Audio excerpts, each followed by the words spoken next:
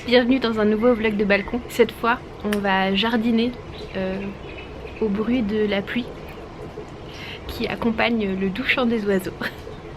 J'ai fait un peu de shopping plantes. Vous allez voir, c'est un peu extrême.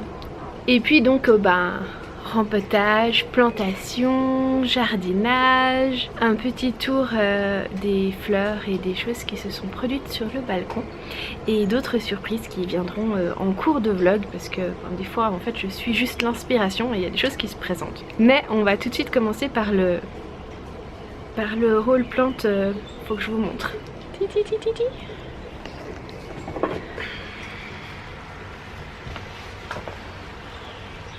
J'ai peut-être abusé un tout petit peu. Mais ces hortensias sont trop magnifiques. Mon craquage hortensia. Il s'agit d'hortensia élégance que j'ai acheté à la flânerie. C'est un petit horticulteur pas très loin de chez moi qui fournit entre autres les magasins botaniques. C'est assez impressionnant parce qu'on a pu se rendre dans les serres même, là où il y a toutes les plantes déjà étiquetées pour les magasins botaniques, etc. Et c'était génial de pouvoir visiter les serres. Je vous y montre dans un vlog dont je vous mettrai le lien parce que c'était très intéressant de voir l'intérieur des serres. J'ai craqué sur les hortensias élégance parce que j'en cherchais pour un événement dont je vous parle dans le vlog en question. Je suis en amour devant ces hortensias élégance. Vraiment sublime. Ah, et puis là par contre c'est une verveine. C'est une verveine fleurie blanche. Il y en a 4 je crois dans ce petit dans cette petite barquette. Pour pouvoir rempeter ces hortensias, je vais commencer par vous montrer les pots, mais surtout je vais vous expliquer pourquoi je les rempete tout de suite. J'ai découvert que le meilleur moyen pour moi de garder un hortensia vivant, c'était de le rempeter immédiatement dans quand même beaucoup plus grand, je dirais ouais, c'est plus du double du pot actuel, c'est même 3 fois le pot actuel. Parce que les hortensias, ils aiment bien la fraîcheur, l'ombre, enfin la mi-ombre, et beaucoup d'eau. Et le truc c'est que sur mon balcon, alors il y a quand même beaucoup de soleil. Selon où je les place, j'arrive à atteindre une sorte de mi-ombre. Par contre voilà, l'arrosage c'est quelque chose qui en général me fait défaut. Et pour garder un hortensia vivant, dans mon expérience chez moi, si je les rempote, ça leur apporte beaucoup plus de fraîcheur. Ils ont une meilleure réserve d'eau, ce qui me permet aussi de pas devoir les arroser tous les jours, surtout que c'est mon mari qui fait principalement les arrosages. Il fait plusieurs fois par semaine mais il fait pas tous les jours. C'est pour expliquer la taille de pot que vous allez voir. Voilà, donc j'ai pris des pots en terre cuite, pareil pour le côté fraîcheur, je trouve plus approprié pour un hortensia. Et vous voyez la différence de taille est quand même conséquente. Pour les hortensias chez moi, c'est ce que j'ai remarqué qui marchait. Donc j'ai pris 4 pots avec 4 soucoupes qui vont avec. Pourquoi j'en ai pas pris 6? C'est que les hortensias sont destinées à décorer lors d'un événement. Je sais que je vais repartir avec en tout cas 2 d'entre eux, ça c'est sûr. Après certaines personnes pourront en garder justement. Certaines vont les planter dans leur jardin parce que cette hortensia, c'est un hortensia qu'on met en général en pleine terre, qui tiendra en pot tant qu'il ne devient pas trop grand, mais en général il est en pleine terre. Et puis ces personnes pourront planter en pleine terre, donc elles n'ont pas besoin que je rempote et que j'achète un pot et tout ça. Et puis certaines ne planteront pas en pleine terre, donc il vaut mieux que ça soit déjà dans un pot pour qu'elles puissent le garder. On ne connaît jamais vraiment les capacités d'arrosage des gens. Donc voilà, je préfère donner un maximum de chance aux hortensias que ces personnes vont avoir. Pour les verveines, elles vont décorer des tables. J'ai pris 4 pots comme ça aussi en terre cuite. Par contre j'ai pas pris la soucoupe en terre cuite. Elles étaient super chères et finalement comme ça, au niveau couleur, franchement ça va. J'ai pris les soucoupes en plastique plutôt qu'en terre cuite. Surtout que tant que la soucoupe est au sol, c'est pas grave si elle transpire l'eau. Par contre, enfin sauf si on est en intérieur sur un parquet. Par contre, si on est sur une jolie table avec une nappe et tout ça, je préfère la soucoupe en plastique pour éviter voilà, des taches, surtout si la nappe est blanche. Ensuite, mon mari l'a déjà installé, j'ai repris un petit un support roulant pour les plantes. Vous savez que j'adore mettre ça sous mes grandes plantes, mes arbres, les choses qui sont lourdes, parce que comme ça c'est beaucoup plus facile à déplacer, à juste rouler la plante. Donc on l'a déjà mis et je vous le montrerai. Pour les hortensias, j'ai pris 2 sacs de terre de bruyère. Les hortensias, ils aiment bien une terre plus acide et c'est pour ça qu'il vaut mieux les planter dans de la terre de bruyère. Ça c'est pour les rhododendrons, les azalées, les bruyères et les hortensias. En l'occurrence, j'ai que des hortensias à planter, ça ira très très bien. Et je crois que c'est tout ce que j'ai acheté. Je suis plus sûre, mais je crois. Passons aux plantations. Je vais commencer par les verveines. Et pour planter les verveines, je vais juste terminer un sac de terreau pour plantes d'intérieur. C'est pas forcément ce que j'achèterais pour planter les verveines, mais c'est ce que je vais utiliser pour le coup. Parce que ce sac là, il était suffisamment longtemps dehors pour être colonisé potentiellement par des mouches que j'ai pas envie de ramener dedans.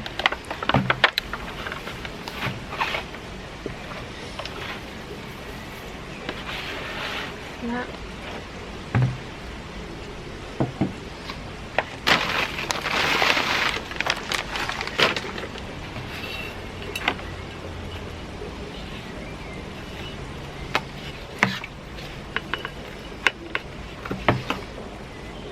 Pour permettre une bonne floraison, il ne faut pas hésiter à enlever les fleurs qui sont finies pour permettre aux autres de mieux pousser.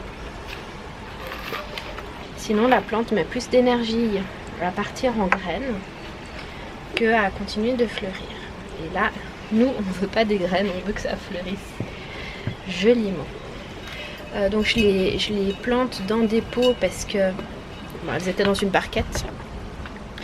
Donc il leur faut un contenant. L'idée c'est aussi que les personnes qui seront présentes et qui auront donné un coup de main puissent repartir avec. Et c'est quand même plus sympa de repartir avec une plante qui est dans un pot pour pouvoir juste la poser après sur son balcon ou dans son jardin. Et puis ces verveines là sont des plantes qui retombent. Donc elles devraient cascader après joliment autour du pot. En tout cas j'espère que ça plaira aux personnes de les prendre. Dans tous les cas, on est dans la thématique de couleur qu'il nous faut. Parce qu'avec les hortensias, on était parti sur du blanc. Cette verveine, c'est une annuelle, il me semble.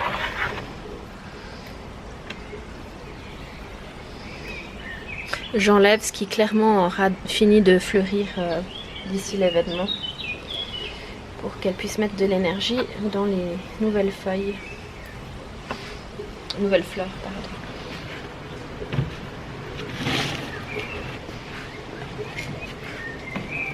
Elles aiment bien le soleil, donc je les mets là où je sais qu'elles en auront bien assez.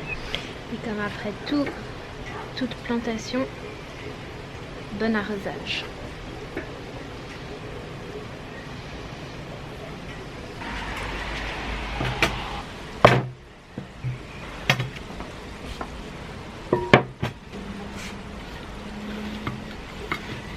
Je me suis dit que j'allais prendre les hortensias les plus petits pour mettre dans les pots et que j'allais laisser les hortensias les plus hauts, les plus grands, dans leur cache-pot, enfin dans leurs pots qui iront dans des cache-pots pour qu'ils tiennent debout, parce que ce sont ceux-là qui ont le plus de chances de finir en terre. Ceux qui sont en pot, ils seront plus petits et plus adaptés à des balcons, etc. Et ceux-là plus adaptés pour des jardins. Bon, la différence est minime, hein. Mais il fallait quand même que je fasse une petite sélection. Bonjour. Qu'est-ce que tu fais là, toi? Tu manges les fleurs qui sont tombées là-dessus? Oui, il est installé. Oh, t'es chou. Quand nous sommes allés en jardinerie, ce qu'on a fait, c'est qu'on a pris l'un des pots pour pouvoir regarder la taille. Et d'ailleurs, on a vu que c'était bien le moment de les rempoter. Vous avez vu toutes ces racines? Bien le moment de les rempoter. Ça, c'est vraiment quelque chose. Les hortensias, je rempote systématiquement. Et jusqu'à là, quand je ne l'ai pas fait, ils n'ont pas tenu. Et je mets pas de drainage avec les hortensias.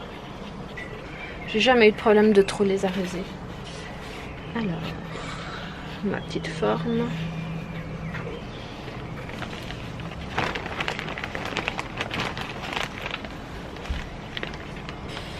Ok.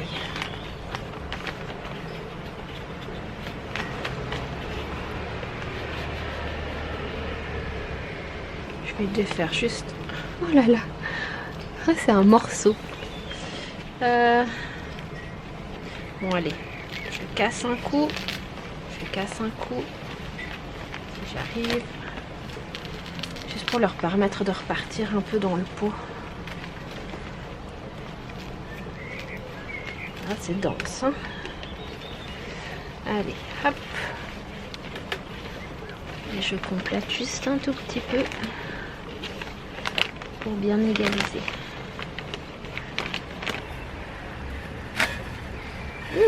On voit leur nom.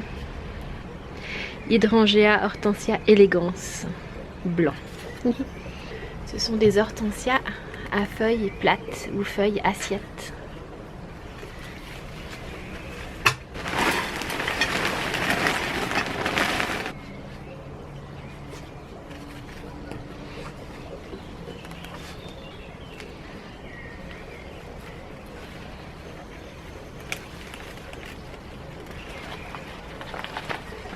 J'ai placé les deux hortensias qui sont pas rempetées dans mon bac de rempetage pour que ça tienne droit et pour que je puisse arroser sans mouiller la table où ils étaient. J'ai finalement placé les verveines ici devant simplement pour simplifier l'arrosage en attendant l'événement. Cette semaine il fait gris, il pleut.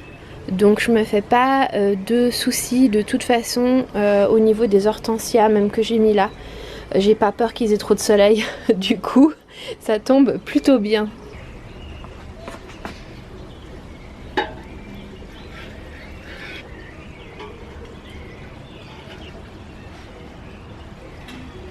Les roues, on les a mises ici.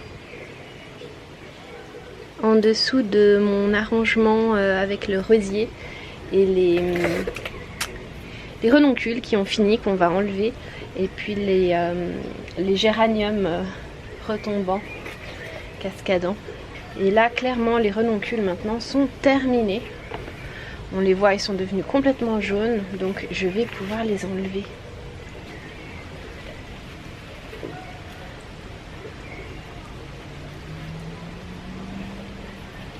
J'arrache tout simplement, ça part tout seul. C'est très bien. Et je laisse les griffes dedans. On verra si ça repousse l'année prochaine. C'est une expérience. Il y a encore un tout petit peu de vert, mais franchement, là, c'est terminé. Je crois qu'il y a suffisamment d'énergie qui est repartie dans les griffes. Du coup, le petit rosier au centre. Je vais tourner un peu comme ça pour varier l'ensoleillement sur les différents côtés le temps que les géraniums tombent un peu. Comme ça. J'espère que le rosier aura assez de lumière, je pense.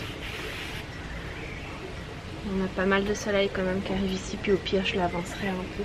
C'est quand même génial les roues. Ah, trop bien. C'est toujours un investissement utile de mettre des choses sur roulette.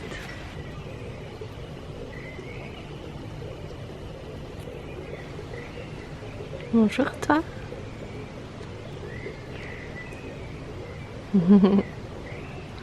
Toujours plein d'oiseaux dans le coin. Cet arbre à soie là, c'est le parent du mien. Lorsque les graines étaient tombées en fin d'été, j'avais été en prendre quelques-unes.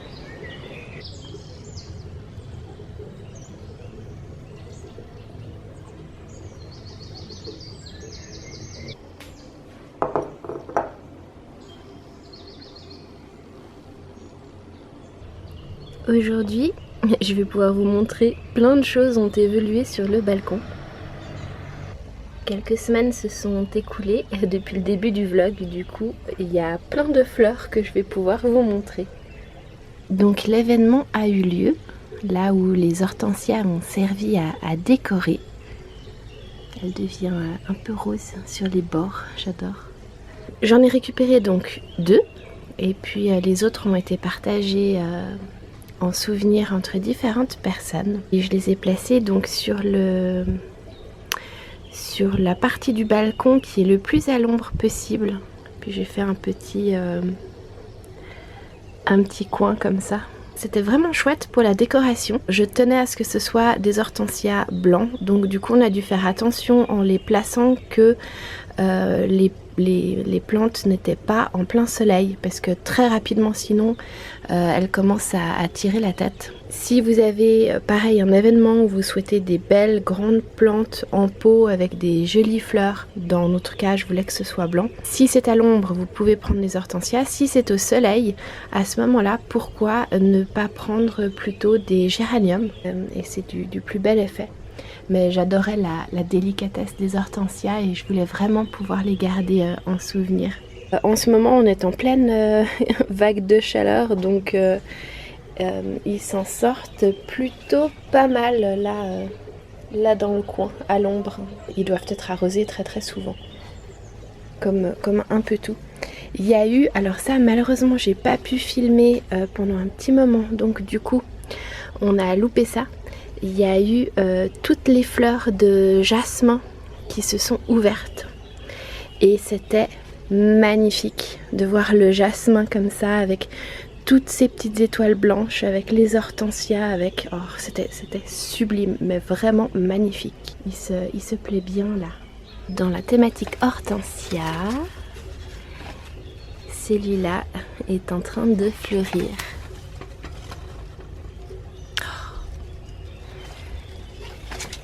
Je suis fan, mais fan des hortensias.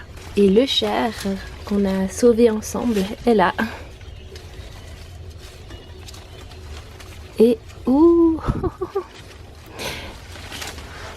en ce moment, on est sur de l'arrosage intensif, géré par le chéri, et il y a des petits couacs. Alors, on va limiter les dégâts et presser un peu pour enlever de l'eau. Voilà, et puis on va la laisser en dehors pour sécher. Avec les chaleurs qu'il fait en pleine journée, ça devrait pas être trop un problème que ça sèche rapidement. Parce que j'ai pas envie de la rempeter là maintenant. Et du coup, je vais faire une petite vérification de toutes celles qui sont en pot, parce que oula, oh, il y a de l'eau partout dans celles qui sont en cache-pot.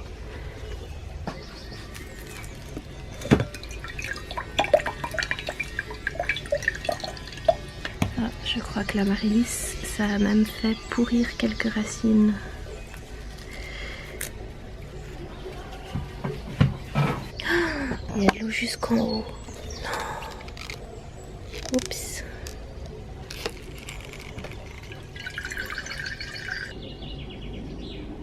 Bon, si je veux sauver les amaryllis, il faut que je les rempote.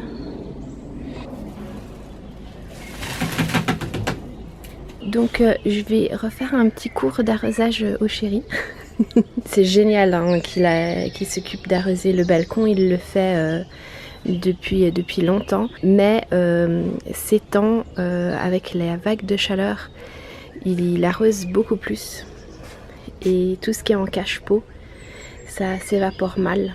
Tandis que forcément ce qui est en pot, en terre avec soucoupe, ça s'évapore beaucoup plus vite. Donc Le chair, je l'ai essorée, elle va sécher. J'ai pas envie de la rempeter. Quoique vu que de toute façon je vais me taper le rempetage de ces bulbes, parce que les bulbes, c'est vraiment quelque chose qui supporte pas le surplus d'eau. Donc là j'ai enlevé la terre trempée.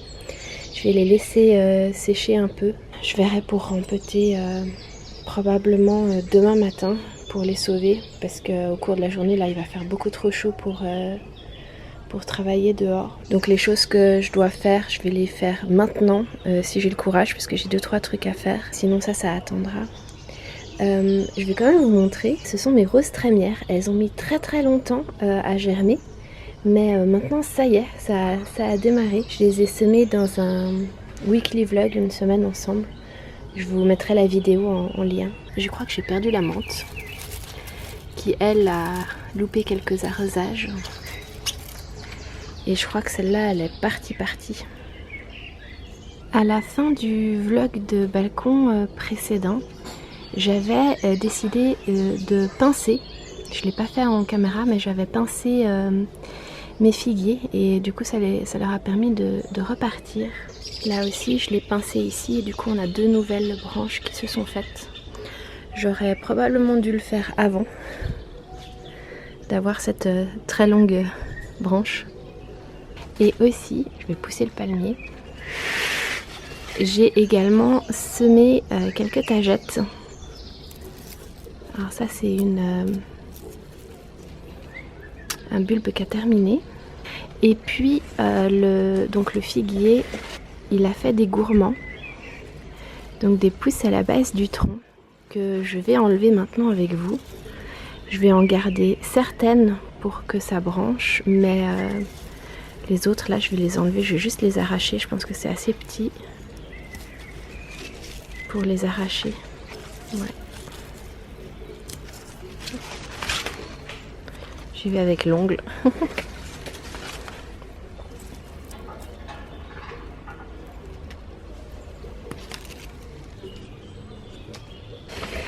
Et je pense que je vais laisser celui-là et celui-là pour avoir un peu plus de branches.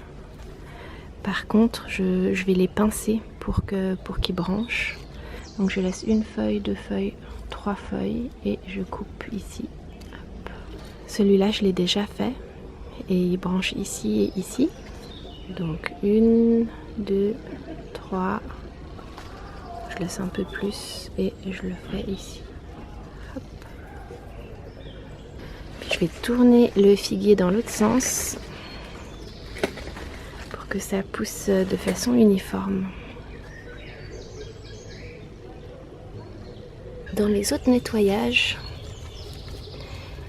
il y a des feuilles de géranium qui sont terminées.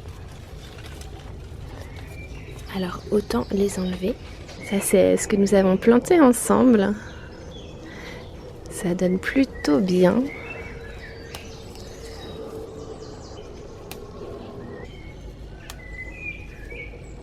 Donc avec les géraniums rampants autour de mon rosier qui est juste là. Par contre, qu'est-ce que je découvre sur le rosier? Une invasion. Ah bah, on va vite le sprayer, hein. Bon, j'ai mon spray anti-puceron et on va y aller parce que ces bêtes là je les veux pas.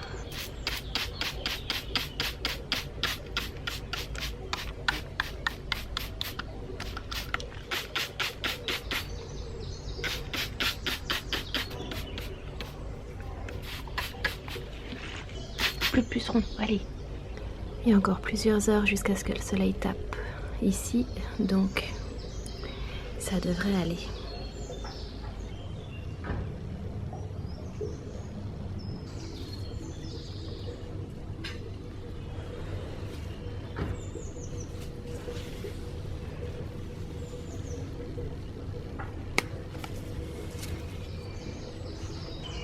J'ai reçu un nouveau figuier avec des feuilles toutes petites. C'est une autre variété de ceux que j'ai là. Donc je suis curieuse de le voir grandir. Je l'ai pincé immédiatement quand je l'ai reçu parce que là il y a plusieurs sets de feuilles et j'aimerais qu'il branche plutôt que de rester sur une seule très longue tige. Donc un jour après le traitement anti-pucerons, on a des pucerons désintégrés. Les plantes qui hier nageaient dans l'eau, les cache-pots étaient pleins d'eau. L'eau a été vidée dans les arbres qu'on a sur le balcon. Depuis hier, j'ai laissé les racines nues juste pour que ça sèche un tout petit peu. Et le bulbe n'est pas mou, donc c'est bon signe. On verra, j'espère que ça va pas pourrir. J'espère que c'est pris à temps. Celui-là, on verra. Le chair, bon ben, c'est très résilient, donc pour le moment, rien à signaler. Et là, nous avons des gueules de loup qui ont été mangées et que j'ai traitées également. Et le basilic. 5 plantes qui étaient en cache-pot et qui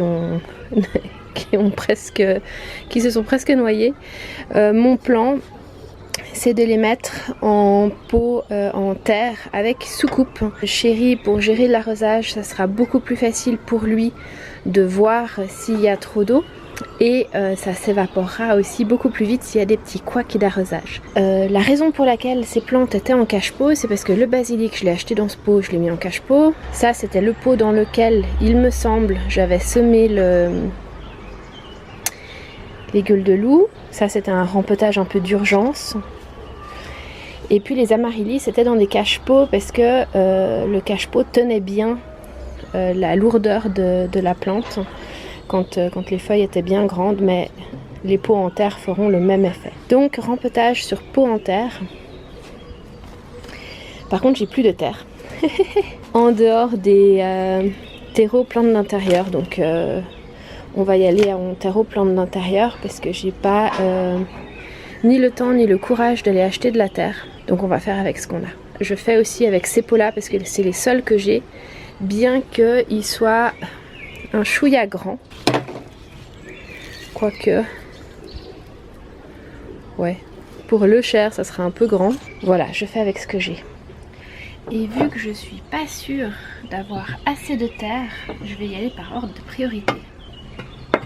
Donc, première priorité, les amaryllis qui sont déterrés.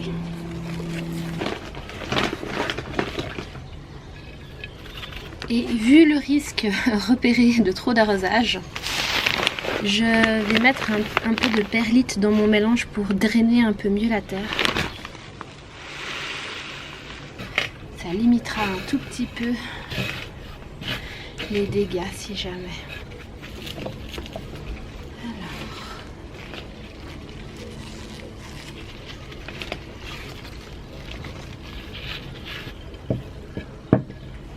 On est encore tôt le matin, mais il fait déjà tellement chaud.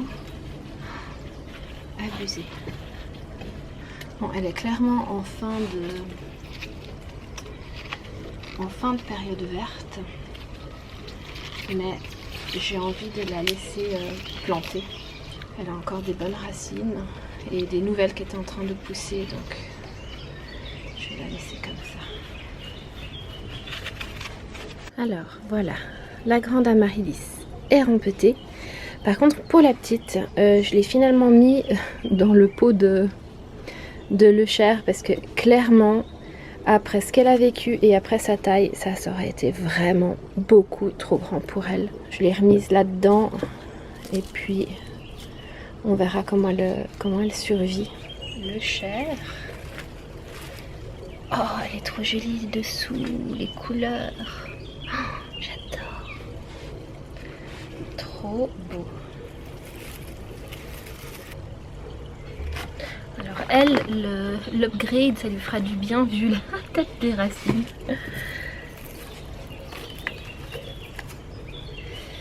Ah, par contre, je sais pas si elles sont toutes vivantes encore les racines là. Oh. Les gueules de loup, c'est souvent considéré comme une annuelle, mais si on la protège en hiver, eh bien elle tient d'une année à l'autre et elle grandit et devient plus facilement un joli petit buisson. Celle-là, elle a démarré par une toute petite pousse. Ouais, je crois que je vais avoir assez pour tout faire, c'est génial. Allez, au basilic. Et lui aussi, ça va lui faire du bien de changer de peau. J'ai décidé que j'allais même en profiter pour rempêter le figuier qu'on m'a offert, parce que du coup j'ai un pot en plus. Et du coup niveau taille ça devrait bien aller.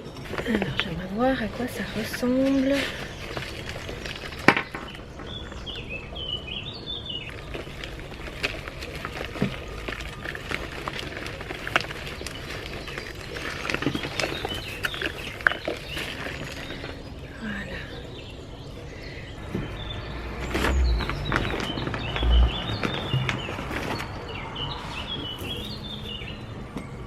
Du coup j'ai mis la petite amaryllis à la place de la menthe qui est foutue et le bon petit arrosage post-rempotage.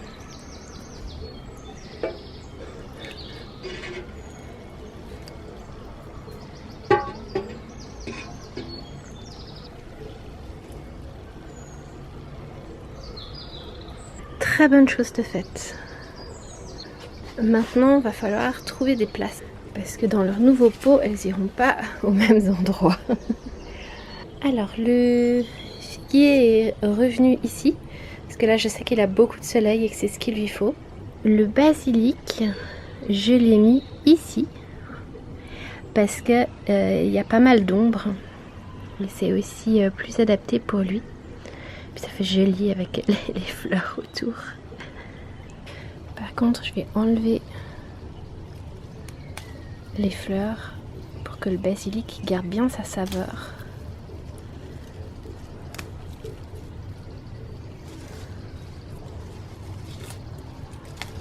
J'ai mis la menthe dans un cache-pot par défaut, j'arrose un peu et puis on verra si ça repousse, on sait jamais, c'est de la menthe. Et puis les gueules de loup ici sur la table à côté de mon arrangement, qui d'ailleurs nous présente un début de fleurs. L'amaryllis, je l'ai planquée ici derrière. De toute façon, voilà, vu son état, c'est pas plus mal qu'elle soit pas trop exposée pour le moment. Et puis donc ici, j'ai mis le chair et l'amaryllis.